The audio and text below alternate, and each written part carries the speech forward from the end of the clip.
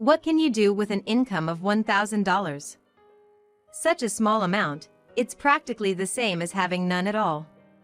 You're really like a goddess of poverty. You're no longer needed in this house, get a divorce.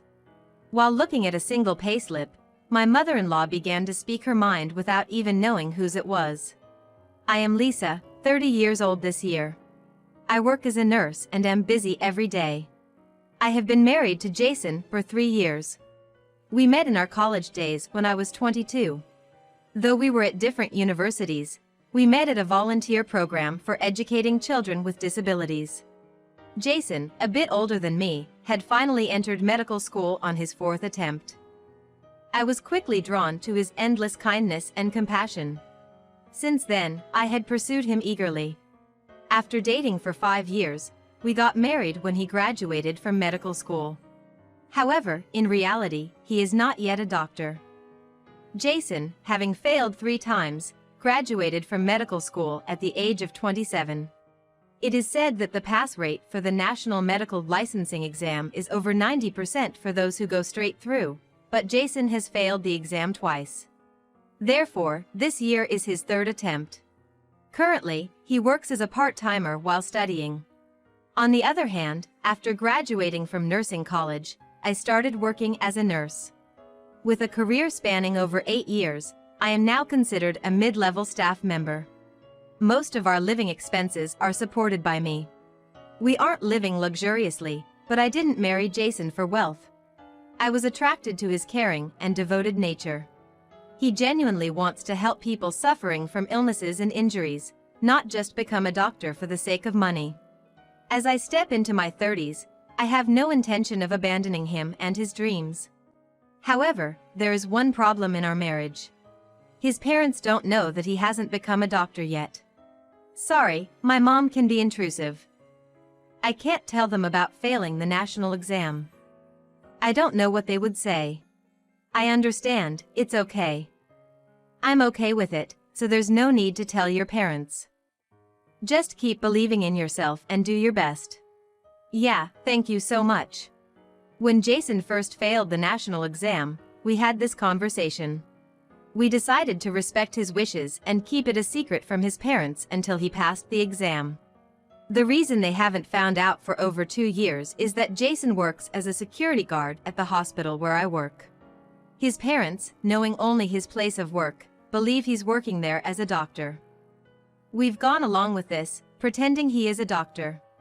When asked by his parents about his job, Jason uses the knowledge he gained in medical school and information from me to convincingly talk about his work as a doctor. His parents never doubted he wasn't a doctor yet. When the topic comes up, I go along with it, saying things like, he's a doctor adored by his patients. It's a lie, but I believe kind lies that don't hurt anyone are permissible. In the hospital, I often face such situations.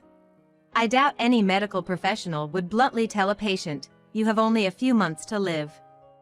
There's no cure. Count down your days. Instead, they might say, you look better today. You're eating more, so keep eating what you like and regain your strength. Patients tend to recover better with the latter approach. That's how people are. To protect the relationship between Jason and his parents, we continued with our kind lie. However, this didn't work with my mother-in-law. My mother-in-law, unlike the kind and considerate Jason, has a harsh personality. She has never really liked me since the beginning of our marriage. She seems dissatisfied that I, a nurse, became the wife of Jason, a doctor. Jason could have found someone much better. Just got married on the flow of a young connection. A female doctor would have been much nicer. Despite her demeaning words, I knew arguing was pointless. I always respond with an apology, bowing my head to settle the situation. I'm aware of the hard work Jason is putting in and I support him wholeheartedly. However, at present, he is nothing more than a part-time worker with a degree in medicine. He hasn't passed the medical licensing exam, so he's not even a trainee doctor. Socially, his status might be considered lower than other graduates with jobs. Yet, I believe in him. He always says, thank you, I'll do my best, and he genuinely works hard. all I can do is silently support him. My nursing job, with its night shifts and study sessions, is irregular and busy, and the salary isn't that high. Combined with Jason's part-time income, we're just managing to get by. This is why things like having children or owning a home aren't feasible for us right now. But that's not a problem. I married Jason because I love him, and becoming a nurse has been my dream since childhood. I'm very satisfied with our life as it is. Being busy, I've never felt the need for more money than necessary. We don't have many days off, and our free time rarely coincides. Honestly, our lifestyle has left us little room to think about going places or doing certain things. As long as Jason and I can maintain our basic life and stay healthy, I'm content. Whatever professions we have, I believe it's important to reach that level of contentment. However, my mother-in-law places an abnormal emphasis on social status. Unaware that I'm supporting the household and also backing up Jason, she brags to the neighbors that her son is earning as a doctor.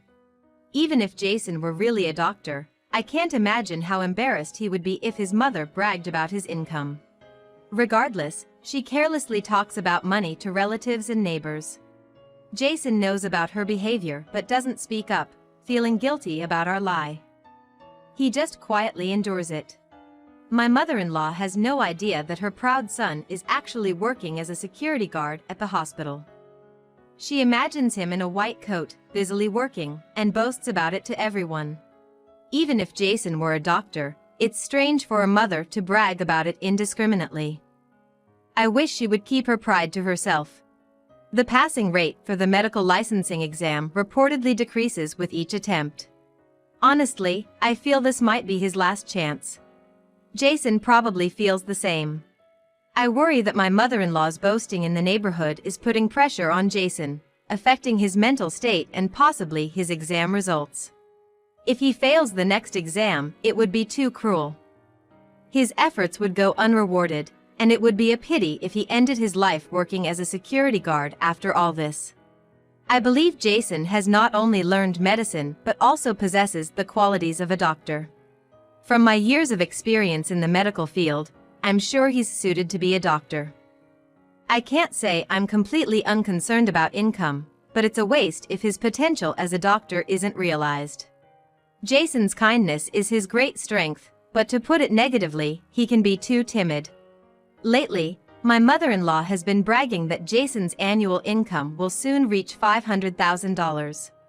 Jason started the lie, so one could say it's his own doing, but her actions, believing the lie and spreading it, are a great pressure on him. I'm sorry, Mother. I would appreciate it if you could be more discreet about Jason's work and income when talking to anyone outside the family. Sometimes, I make such requests to her directly. After all, if I were ill, I wouldn't want to rely on a doctor whose mother brags about his income. From my perspective, it's for Jason's future. However, my mother-in-law ignores my request and continues her verbal abuse. What nonsense! You should feel lucky to have married a doctor, being just a nurse. No amount of money can buy human status. You really tricked Jason well. You married him because he's a doctor, right? I've lost count of how many times I've been subjected to such sarcasm. I feel truly fortunate to have married Jason. I respect him, and I'm proud of how much trust he earns from those around him. Jason doesn't boast about his income or status to others. Please, just let him be. What? Talking back? You really need to stop this nonsense. Well, I can always get Jason divorced and find someone more suitable for him. The children you might have in the future will be pitiable, inheriting genes from a worthless person like you. Her words were more than mere daughter-in-law harassment, they were a violation of human rights. But I endured them quietly. The lives I interact with daily are those of patients fighting for survival. In comparison, her words were insignificant to the lives and sense of duty I face every day. However, one day, what I feared happened. Our home is about an hour's train ride from my in-laws. Due to my busy schedule, we don't visit often. The fact that Jason's lie about being a doctor hasn't been discovered is partly due to this distance. But on this day, for some reason, whether she was just bored or had something planned, my mother-in-law showed up at our house unannounced. Oh. What is this place? Why is my son living in such a cramped house? Mother. I was shocked by her sudden visit. She ignored my surprise, looking at the medical books on the shelf, snapping pictures, and saying, as expected of my studious son. However, a closer look would reveal most of these books were for medical licensing exam preparation and past exam collections, making it obvious that Jason was still a student. The presence of this year's collection would make it clear to anyone that he was still taking exams. I thought to myself, this is bad, if she finds out. I could feel my heart pounding as if it would burst out. If it were a patient's heart rate on a monitor, I'd have rushed to their side. I'm sorry, our house is so small. We've both been too busy to consider moving. As my mother-in-law started to thoroughly explore the house, I tried to get her to leave quickly, but to no avail. She marched through the rooms, examining every detail. Mother. What's this? Such tacky dishes. Use something better. I'm throwing these away. I'm sorry, they're from a dollar store. In reality, we needed the money for Jason's textbooks and didn't have much to spare for anything else. Especially for dishes, as long as they were practical and durable, that was enough. Passing Jason's exam was our top priority, more than serving meals on fancy dishes. Jason was out working his security job at the time, and I wanted to get her to leave before he came back. If they met, she would put more pressure on him. I didn't want to see him hurt. But she continued her invasive search. What are these shabby clothes?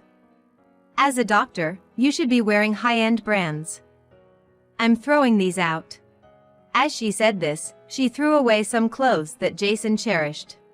Seeing his smartwatch, which she apparently had never seen before, she said, "This cheap watch looks like a toy. Buy a Rolex," and tossed it in the trash. Jason, working as a security guard, dreams of becoming a doctor. We've been saving and sacrificing for that dream. Those were our precious belongings, handled with care. Yet, her rampage seemed unstoppable. Why are you living such a poor life, even though you're a doctor? It must be because of you, like a curse of poverty. It's strange you're not living in a tower mansion. Why this shabby apartment? Oh, why isn't Jason here today? I was hoping to get him to buy me a new brand bag. At her words, I felt compelled to explain Jason's values to her. Mother, I'm sorry, but Jason isn't interested in such a lavish lifestyle. We are satisfied with our current life, which suits us. But my mother-in-law wouldn't listen.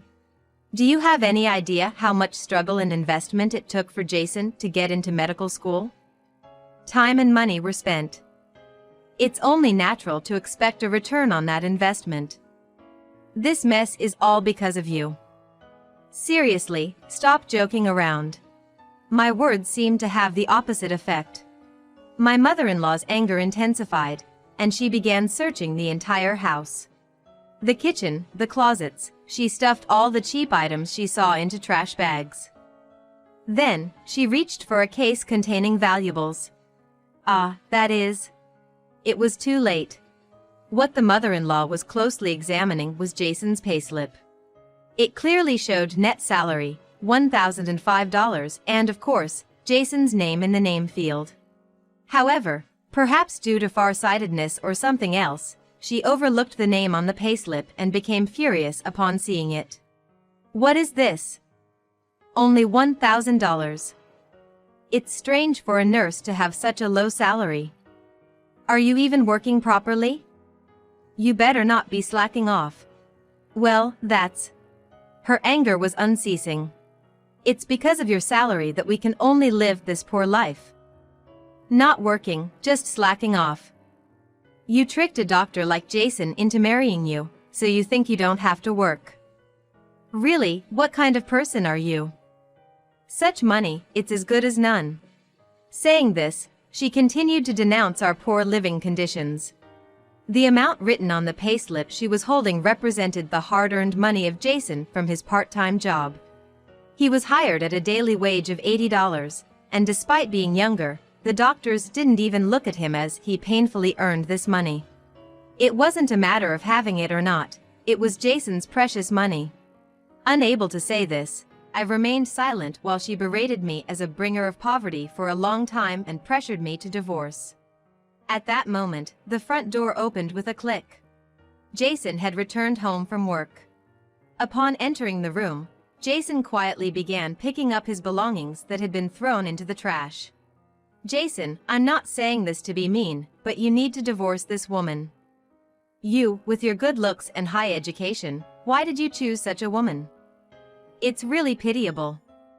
And despite saying you're both busy with work, you're only earning a meager $1,000 a month. I can't believe it." While my mother-in-law's words continued, Jason remained silent. His expression was just a blank stare at her, and it was unclear what he was thinking. As if to add insult to injury, my mother-in-law continued. "Anyway, divorce. I'll get the divorce papers for you. You should leave this shabby apartment and quickly separate from this poor woman. As a doctor, you should marry someone more wonderful." That's when Jason, who had been listening quietly to my mother-in-law's words, spoke up. "Mom, I'm sorry for lying to you all this time. Actually, I'm not a doctor yet." What? "I've been failing the national exam. And that payslip is mine." My mother-in-law was visibly shaken, her mouth agape. Then, she turned to me and said, "The $1,000 is your salary, isn't it?" Continuing the lie was becoming difficult. I shook my head. "That payslip isn't mine." "Right, that's my part-time job earnings." My mother-in-law's face fluctuated between disbelief and confusion as she mumbled, "That can't be true. It's not a lie. I haven't passed the national exam, so I'm just a part-time worker. Lisa has been supporting the household, and that's how we've been managing to live." Jason finally revealed the truth. Hearing this, the mother-in-law staggered back, tripping over paper on the floor and falling. Ah! When she fell, a dull sound came from her arm, and she contorted her face in pain. Jason and I immediately administered first aid and took her to the hospital. After the treatment, with her arm in a sling, Jason asserted in the waiting room. "Mom, I'm sorry, but please don't come to our house anymore. And, stop thinking of me as your son. I knew you were bragging about me." It was embarrassing, but I tolerated it, thinking I was also wrong for lying. "But I never expected you to insult the money I earned and demean Lisa, who has been supporting me wholeheartedly." My mother-in-law must have been quite shocked. Her whole body was trembling. "I never even imagined that you weren't a doctor. What does it matter to you whether I'm a doctor or not? Our values are too different. That's why I want to cut ties with you, once and for all." Thus, Jason and his mother-in-law severed their familial bonds. Since boasting about her son had been her pride, she was devastated by this incident and began to shut herself away at home. Having boasted so much to the neighbors, she now had no face to show them and stayed secluded. That same year, Jason successfully passed the medical licensing exam. Although he was a bit older than other doctors, he began his life as a junior resident. Jason was always kind and empathetic, an excellent junior resident who understood his patients' feelings. His salary as a junior resident wasn't high, and we couldn't afford lavish luxuries. However, our life was filled with happiness and peace. If my mother-in-law's rampage had been a bit later, she could have seen her son in his white coat. Although it was a case of her own making, I sometimes felt a bit sorry for her. I wasn't attracted to Jason because he was aspiring to be a doctor. It was his character that I truly fell for. Seeing him work hard and happily, I'm reminded of that all over again.